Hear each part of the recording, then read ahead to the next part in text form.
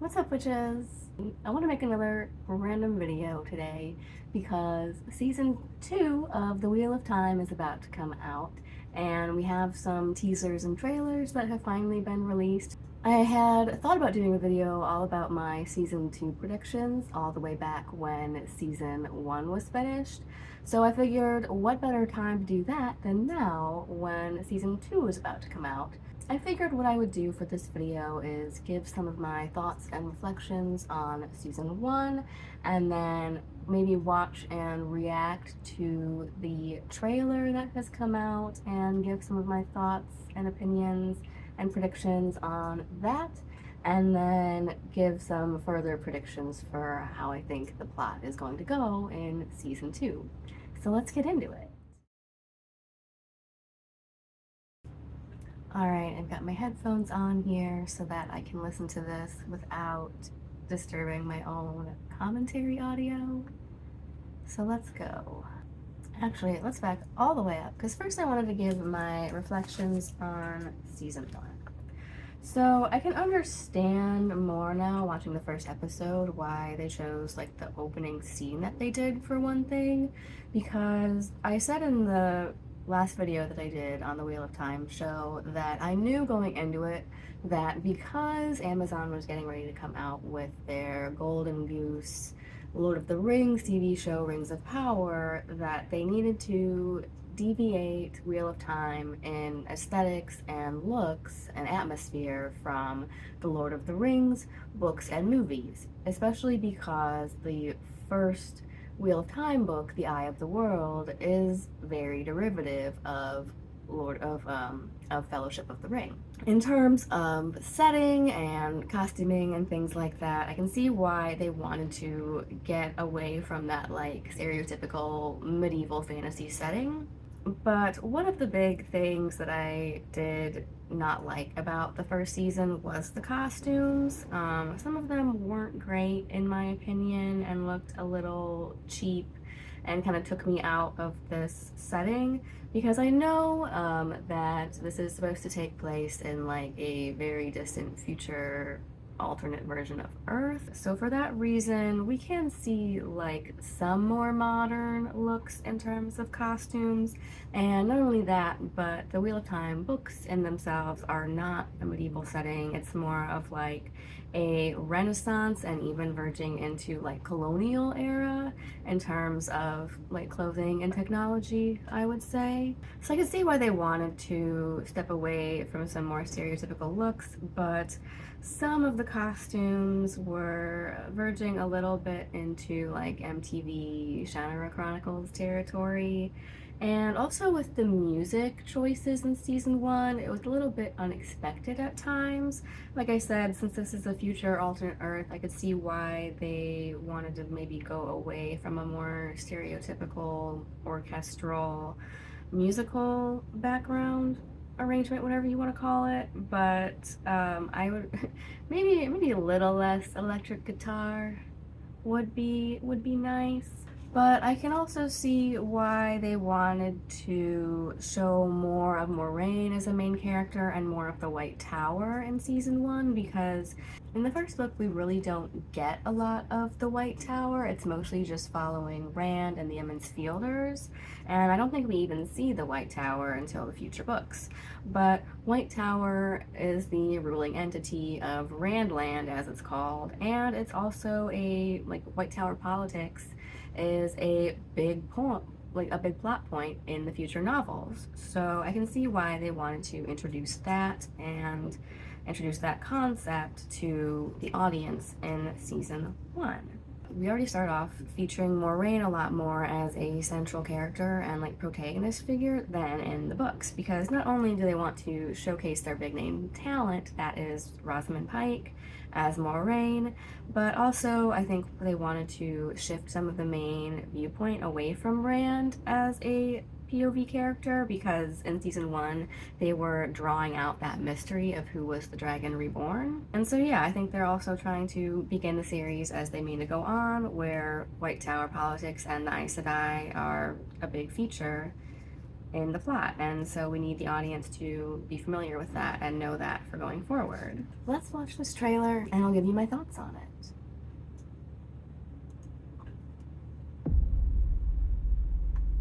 Everyone has a choice. Ooh, first off, I love that we're seeing Moraine wear her, oh, I can't remember what it's called in Kyrian, but it's a thing that Kyrian women wear. The little jewel on the chain on her forehead is like classic book Moraine, so I'm glad that we finally got to see that from her, and so it looks like she's still in her full Aes Sedai Kyrian type garb here, perhaps.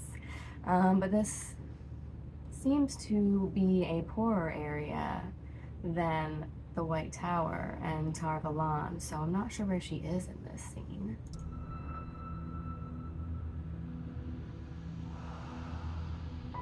And every choice has a consequence. I'm bigger than my body. We didn't defeat the Dark. And then we also see here that they're continuing the plot point of Moraine has been cut off from the source, cut off from Sidar and the power by Ishamael at the end of season 1, and that was not a plot in the novels. That did not happen. And I don't think she's been fully severed. I think she's just been shielded and the shield has been tied off.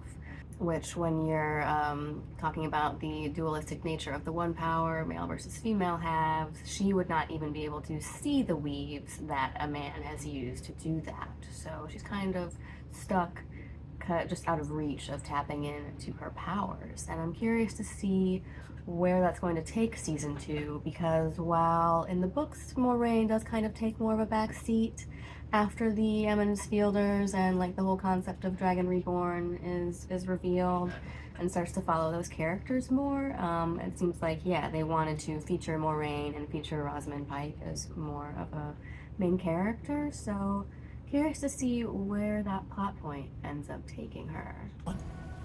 We set him free. I'm meaner than my demons. No one should have that much power. Bigger than these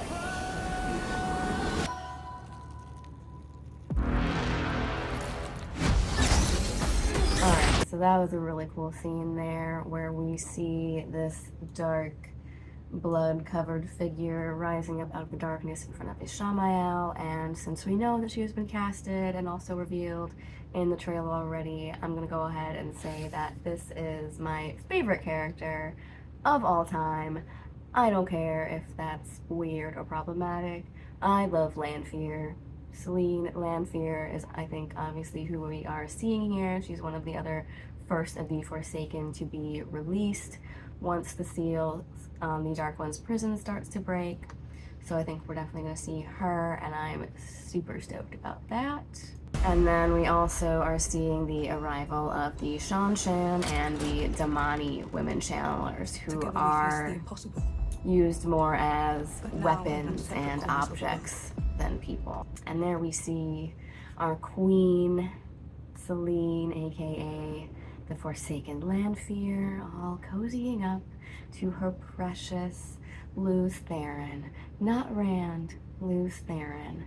She, I feel like, is the epitome. I think I just combined epitome and embodiment there. The embodiment and epitome of the crazy ex-girlfriend trope.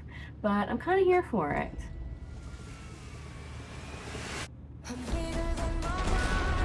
Protecting Rand, guiding him, that is the only thing that matters. You can't control him. You know you have something inside you. Something that calls for blood. I want to know how to control it. Alright, we also see the reveal of the new Met here. Let's go back and see what some of these scenes might be here. We have Swan, the Amerlin, I'm presuming talking to the other Aes Sedai. Rand learning to access more of his powers, and Perrin also learning more about his powers. So I'm excited. I hope we're gonna see, since it seems like the Fielders are splitting up and launching into their own storylines now.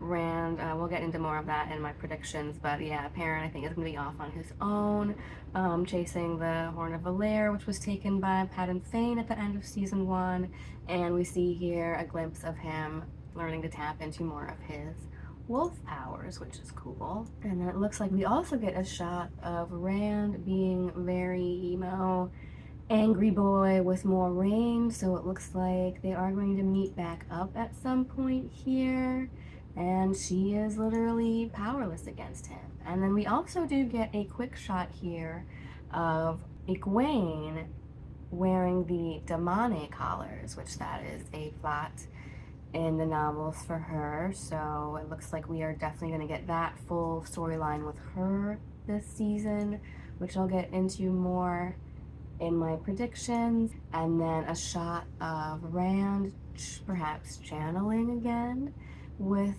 Celine lurking behind him, perhaps, subtly, not so subtly encouraging him, perhaps aiding him. And then surprisingly a shot of Rand talking with Logain, which is interesting because I don't think he's going to return to Tar Valon, where Logain presumably is being kept prisoner. So I'm not sure how that's going to occur, unless, yeah, I honestly have no idea how that's going to The last occur. battle's coming.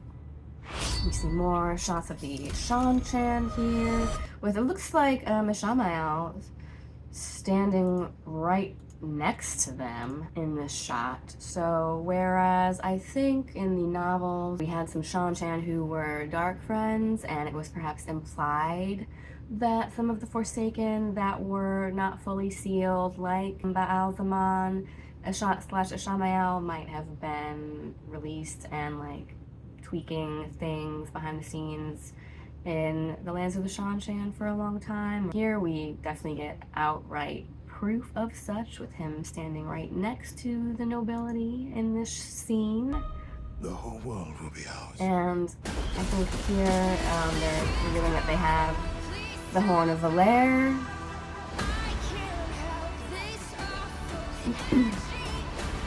If our friends are in trouble, why would it ever stay here? You have no conception. And then of the power they scenes wield of to Nynaeve us. going through her accepted test, which is going to be awesome to see. Scenes of Avienda and the Aiel being introduced as characters. This shot, I think, is of Leandrin sneaking off in Tar Valon to go do dark friend things, which we'll get into in the predictions. It's not always the most powerful who write history. Nynaeve emerging from her accepted test. It's the ones who survive.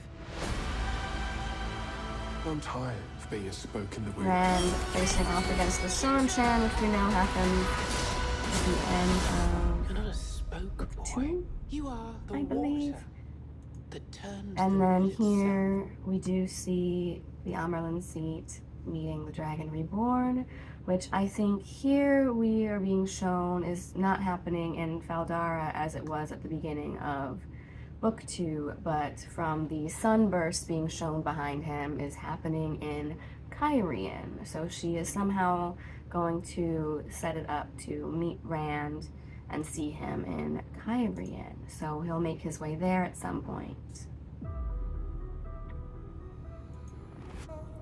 Alright, so getting into my thoughts and predictions here. Obviously, I think we're going to see hints at the reveal of the Black Aja, where the Amerlin seat is going to set the Supergirls of Egwene, Nynaeve, and Elaine on a top secret mission to hunt the Black Aja down and reveal who they are, whereupon they are going to be set up by Leandrin, and Egwene is going to be sold or given away to the Damane and briefly made Damane, which is a really big part of her character building and her character arc. I'm also assuming that we are going to see that all the Forsaken are free or are slowly going to be freed as the season goes on. We know Lanfear is free, and if Masana is free, then we can assume that she's already in place in the White Tower, and we're going to see seeds being sown for Swan Sanche to be deposed as the Amerlin seat.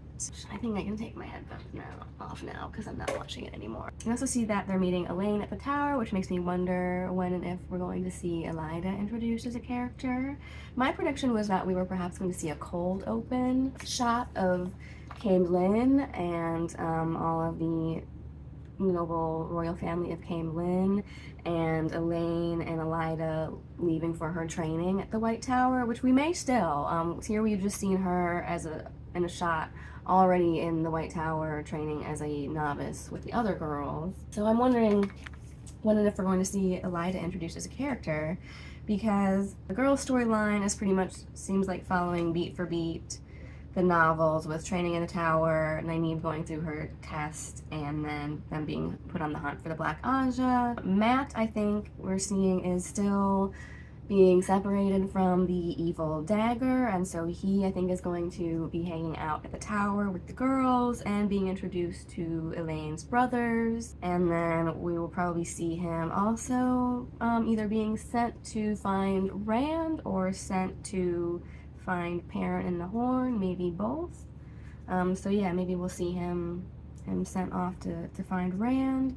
But Rand, I think, is going to be wandering off on his own, and this is where we're going to see the merging of the storylines from the Great Hunt, which is all about the hunt for the Horn, and the plotline of the Dragon Reborn, which is just kind of Rand being off on his own, dealing with the repercussions of being the Dragon Reborn and kind of being in his head and being a little bit emo about it. So yeah, already meeting Forsaken in the form of Lanfear and being subtly manipulated by her.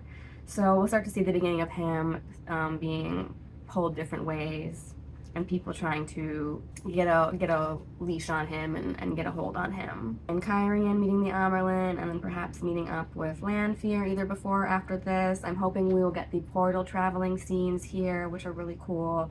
And then I'm assuming at some point in Kyrian he's also going to be meeting back up with Tom, who, spoilers, will not be dead, which I think I also predicted in my first video. And then I think for the climax of this season is not only going to be the final battle against the first landing of the Shan-Chan and Rand facing off against the Ishamael, but we may also see a concurrent climax of Thrawn being deposed from the tower, and follow Galad and what that means for him, because I know he's also going to be introduced in this season. And I am also so happy that I looked it up and it has been announced that Bail Domon has been casted, which that was my big gripe about season 1, was there was no Bail Domon. But he has also been casted, so I am excited to see him. I am excited to see more of Liandrin as a bad guy, because she, I think, was really well casted and acted. And I'm excited to see Nynaeve's accepted test and the concept of Terangriel introduced in season 2. Since we're following Perrin and his journey with his wolf powers, we will hopefully also get the character of Elias introduced, and him tapping more into his powers, and hopefully just see more of him and his actor as a character now that they are being separated into their own separate storylines. So yeah, we're gonna see the girls being trained and facing off against the Black Aja and the Shan-Tran. Rand kind of being trained by Lanfear and trying to do his own thing, and people trying to get his claws in him, and him meeting up with Tom and then going to fight the Shan-Chan and perhaps Ishamael.